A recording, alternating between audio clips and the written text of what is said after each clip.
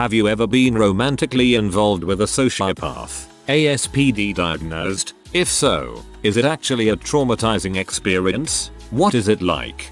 I am not nor have I ever been in a romantic relationship with my brother. I misread the POST. My twin brother. Things happened when we were little. I wouldn't have linked up then, but I most certainly do now. As twins, we obviously got two of everything. He'd destroy his, take mine, and then say I destroyed mine to get his thing because it was better somehow. He hugged the family cat so hard it panted when he let go. Every time. Once he mysteriously found the cat with a broken leg and decided not to tell my mom. He was just constantly trying to cause chaos, pinning everyone in the house against each other. He would start arguments seemingly for the fun of it, and he'd always find a way to slip into the background while we screamed at each other. His worst offense was when he cut himself on the leg with a razor and told my mom dad had made him do it. My parents nearly got divorced because of him. Then they did for other reasons. He told me a while later he lied about it all. He liked doing that, freaking things up and only telling me. I was branded as a liar for most of my childhood and no one really trusted anything I said because of him. So he took all the more delight in confiding in me because he knew what it would do. He lives with my dad now and I haven't spoken to him in 4 years, but I have a fun story if people ask who the evil twin is, I guess. Your edit made me laugh, thanks. He was a classic, into animal torture and stuff like that. The way he got to talk endlessly about animal torture was by pretending he felt bad for it and looking for sympathy. I can't believe I did X and Y. I feel so bad. He kept mentioning it so much. He thought it was funny when me or the baby had pain. At one point he told me that it was so long ago that by now I should also think it was funny that he had gotten my blood and pieces of my flesh on him. He said that me having empathy was proof that I was mentally ill, because empathy doesn't exist. You just learn in your teens that there's consequences for being bad to other people. He also said that nobody cares about women. They're like steak in the supermarket, and that when he saw a woman in the streets, he thought about violating them. He is incredibly charismatic and the police said that I made a false report. He is still harassing me through the legal system.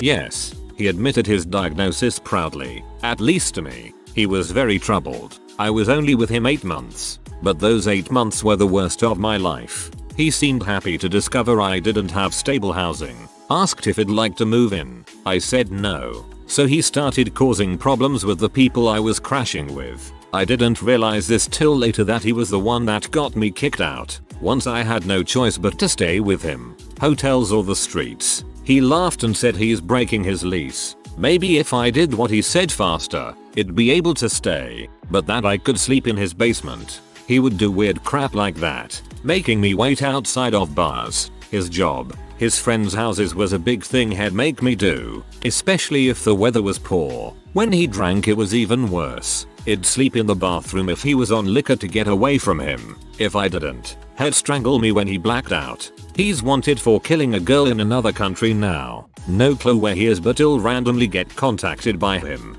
It's been years but he still contacts me. All he says is I love you. Once he got into my email and changed my name to I love you. I know 100% it's him.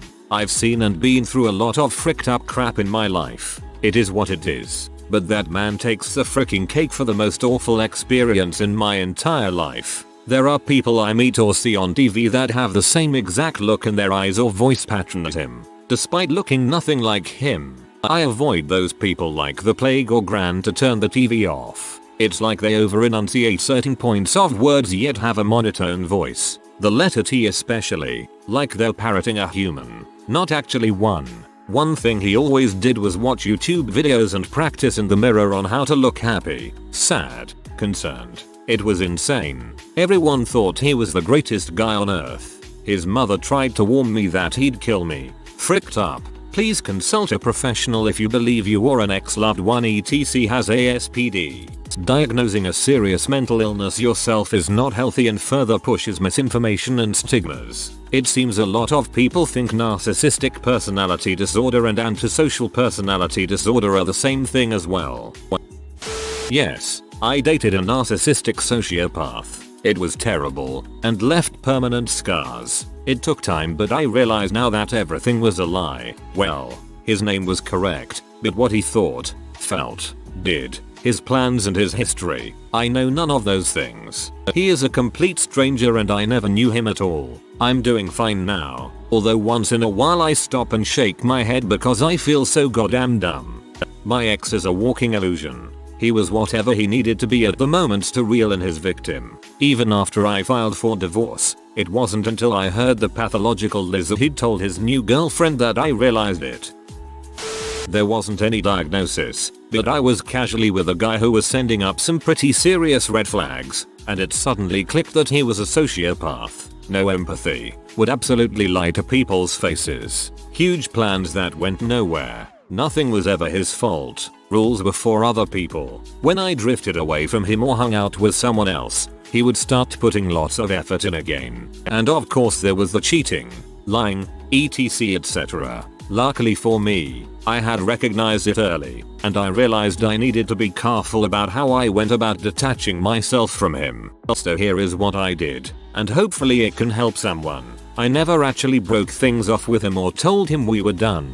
Obviously this only works if you're casual, but maybe some variation could work. So an example would be that when he asked me for something, I knew he wanted it right then. So whenever he contacted me to ask for something I'd say sure, that sounds great. I get off of work in 3 hours and I'll come right over with whatever he wanted. After that he'd say no, never mind. I'd act like I was disappointed about it. So he thought he had successfully punished me. He thought I was still on the hook. I'd do this over and over until he stopped thinking of me as someone he could get things from. It took a while and a lot of acting upset when he would berate me or snap at me. I specifically remember sitting in his room while he yelled at me about where I put my purse down thinking, okay, remember V. This is very upsetting. Looks sad, but it did work without him going to any extremes. And we lived in the same building, so it was hard to just avoid him altogether. Obviously your mileage may vary.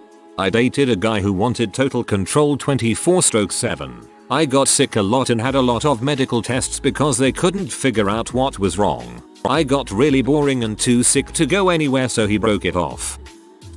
Yup, by far the hardest experience of my life was with him for nearly a year, 6 years ago. Still working on recovery today. Tried to separate me from my friends and family, made me feel responsible for him emotionally and financially. One of the first things he did after about a week of dating was convince me to pay for his $400 phone bill so he could have his phone switched back on and stay in contact with me. That was only the beginning. I lost all self-worth. By the end I felt completely crazy. It's insane what prolonged exposure to gaslighting will do to a person. I ended up dropping out of uni because he would sabotage me at every turn. I'll never forget when I was working on a major project and he would keep walking past me calling me a freaking bee and spitting on my piece. I was the only one working, and supporting 2 people on a crap hospitality wage is hard enough. Then add in about a $300 a week weed addiction. If he didn't have it, he would lose his crap,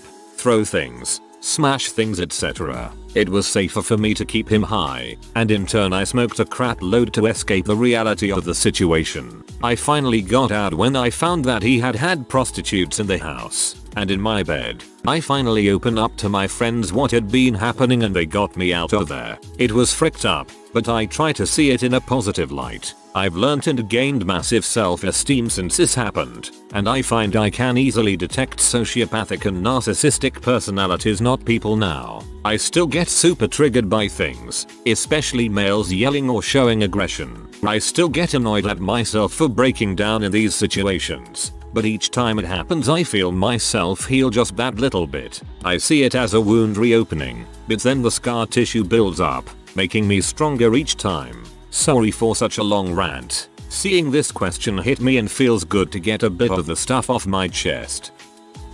I don't imagine that it's common for sociopaths to get diagnosed as such. They tend to live in denial. They don't think they have issues worth exploring. Yes, I dated one, and it was the most traumatic experience of my life. By the time it was over, multiple years, I had no idea who he was. That's what it's like.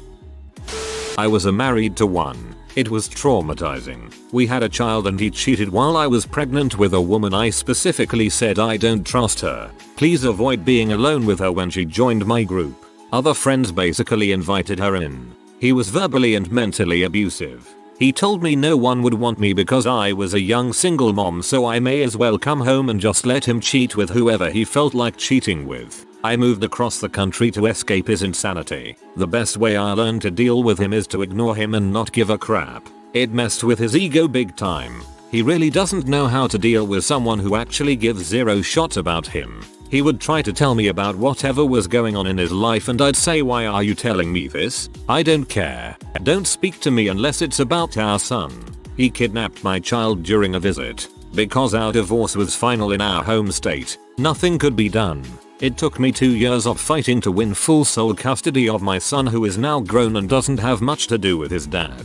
There is of course a lot more to the story. Psychological warfare and such. He tried to make me think I was going crazy when I started to become suspicious. He tried to torture me for 18 years. I haven't spoken to him in 5 years and I feel free. He has been told if he so much as tries to speak to me at events for my son graduation, college graduation, military basic training graduation, that I will walk away. I have nothing to say to the man and he has nothing to say to me. My son learned on his own what type of person his dad is and is remarkably well adjusted and full of empathy.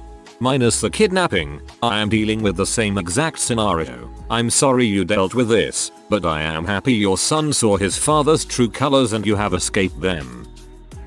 Traumatic. I'm in therapy, but I'm scared of people now. I don't know if I want to get married or have kids. I beat myself up for it because there were so many signs he was a sociopath, but I still wanted him. Even after a few years we first broke up, I ended up catching herpes. He never cared about me and only cared about himself. He used me. I get really mad at myself when I think about it. Even typing this out, my anxiety is slightly hitting me. I learned that I was in love with the idea of being in love and that my self-esteem was so low. It's probably going to be a long time before I trust people again. One of my biggest fears is falling into that again. Even worse, not leaving.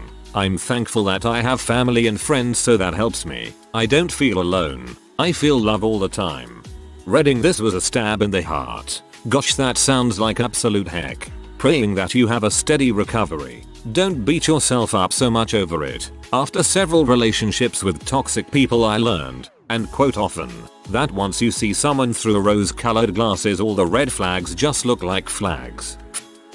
Was married to one for 4 years. Definitely would not repeat. The level of delusion is unreal, and trying to get him to understand someone else's pain, trying to get him to see how his actions were fricked up, was like trying to force a colorblind person to differentiate red and green. His vast lack of empathy was unyielding. Not even his therapist could make progress, and requested to meet with me for help in getting through to him. He truly lives in a fictional world where he can do no wrong, and it's freaking terrifying. I moved 1,000 miles away first chance I got. My first boyfriend told me on our first date that he was a sociopath, and I don't feel anything, but I sure know I like you, and because I was 16 and naive I completely fell for it. Q being manipulated into freaking telling him I struggled with my relationship with food and body image, only to be told I was flabby afterwards, and all the exhausting mind games. Even through all of that and more, I still utterly adored him and repressed all of my instinctual feelings that were telling me to leave, something I still feel dumb about. I honestly think I was just a toy for him to manipulate and hurt, something he made sure to tell me about after our relationship ended. The way his face would change from loving to like someone I didn't know was kind of terrifying, really. It all fricked me up pretty badly, and I still find it hard to trust people. The way his face would change from loving to like someone I didn't know was kind of terrifying, really. That's his mask slipping. I was with a man who was never diagnosed, so I can't say for certain, but even being with someone who had the potential to be was traumatizing. I also had a therapist who said he most likely had antisocial personality disorder, and I told her very little about him. He had me under his control for almost 10 years. I had no friends in college because he made me believe he was my entire world. He made me feel physically inept so that there were things I was unable to do with later partners. He told me he loved me even though it was something he could not feel because he knew it was something that would make me even more easy to manipulate. He slept with countless women when we were together and then led me to honestly believe it was my fault. If I even spoke to other men we got in a fight, he got me to let him read my journals and then was mad that he made me so depressed. I got pregnant and he asked if he was really the father. My relationship with my fiance ended because he made me believe I was still in love with him. I felt bad about myself for a long time because I let him treat me so poorly and get away with so much. But the more I read and researched, I knew it was not me. I grew as a person and worked on everything holding me down, and now he means nothing to me. I don't hate him, want him, or wish to go back in time. I feel nothing and it is the most liberating thing I have ever experienced. I wish the best for you. I can't imagine what trauma you experienced. Hopefully you will find your soulmate who treats you as a human being.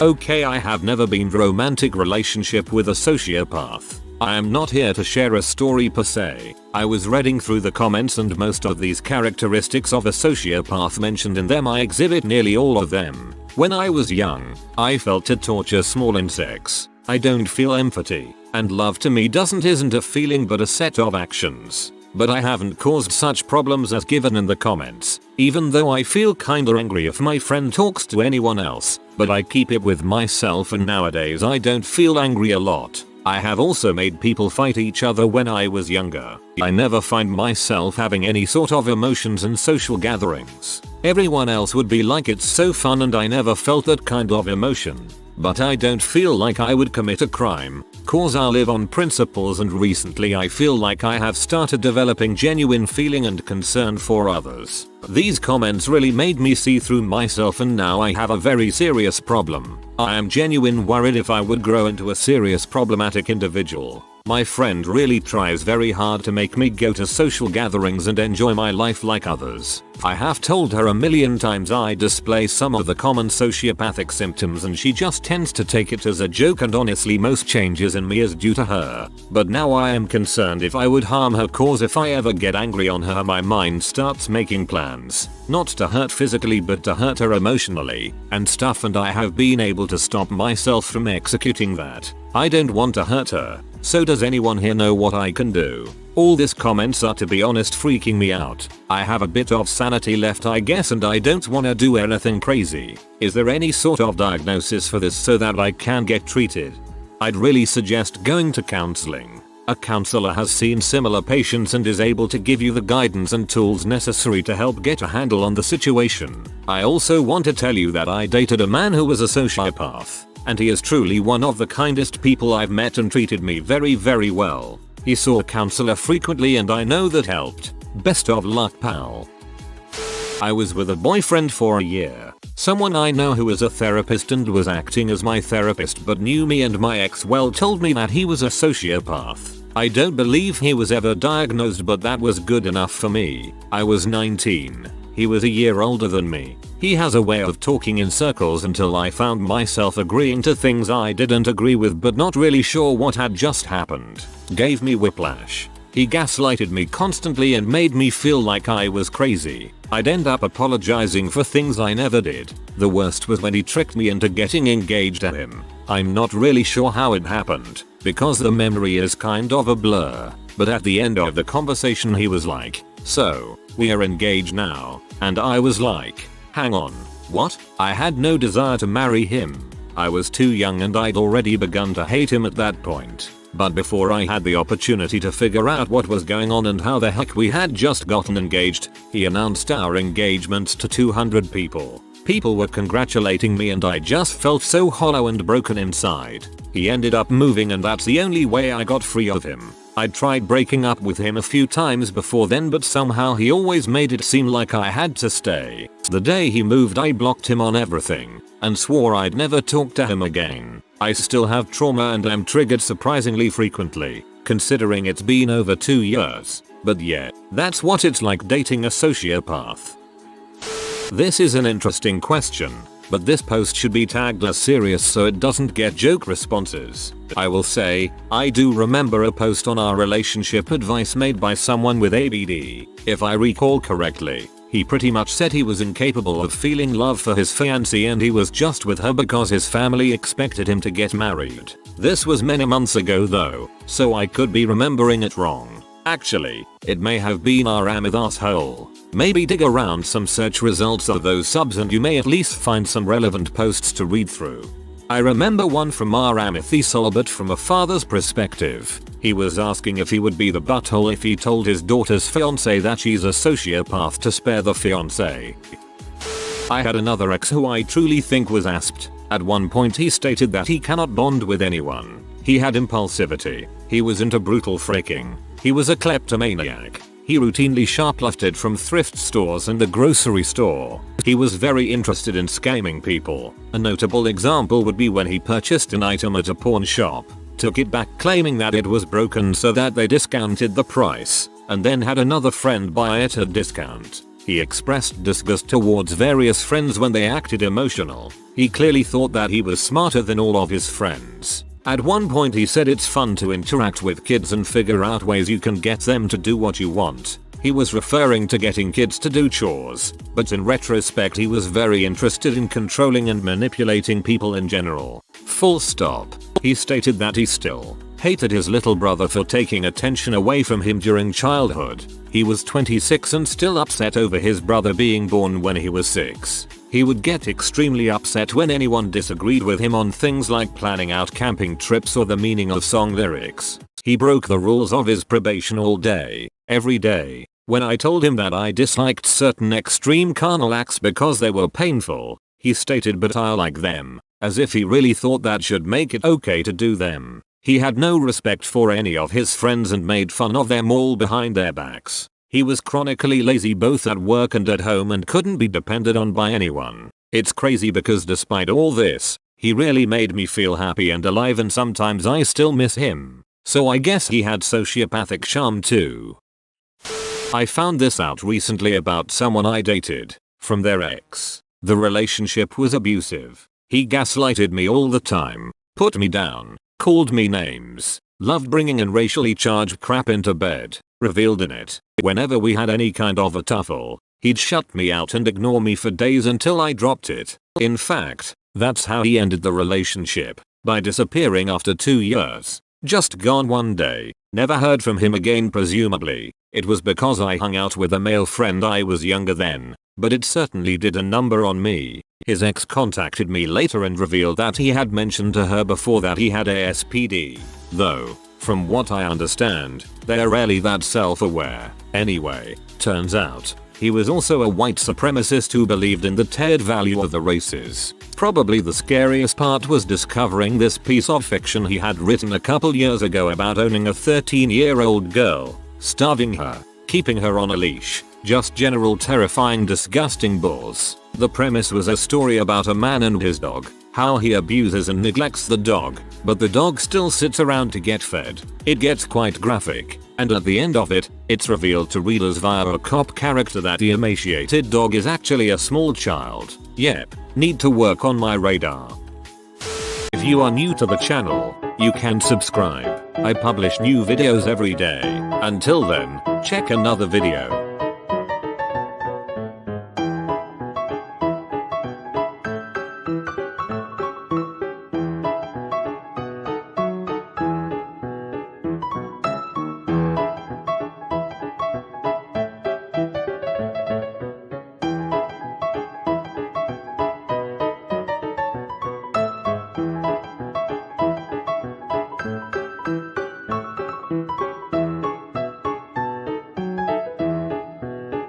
Bye for now.